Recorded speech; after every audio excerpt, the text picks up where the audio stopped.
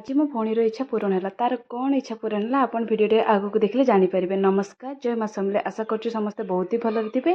मो भौणी सहित टी बाहर जाइली। आम ये दुई भौणी मिसिकी मार्केट बाहर जाइलु। तार किसी सामान आनबार आ मो झीर टे थंडा जाता तो आमको किसी मेडिसिन आनबार तो आम ये मेडिसिन स्टोर पहुँच जाइलु। जहाँ मेडिसिन दरकार नहीं आसती मोर भी देह खराब हो जाता तो मत जहाँ दरकार था मुझे नहीं पलि आसलु। यहाँ हूँ आमर मार्केट। आम जो आसू आम गाँव रो टिके 3 किलोमीटर दूर हम आउे आम जाइलु। मो भौणीर किसी जिनस दरकार था ताको आज पीबार था कोल्ड कॉफी। तार इच्छा कि तू मत से कहला कि तू जेबे भी आसू मो कोल्ड कॉफी बनइबू। तो आमको जो आइसक्रीम जोटा कि मेन से तो टे मिलबनी आम गाँव में से आम जाइलु मार्केट।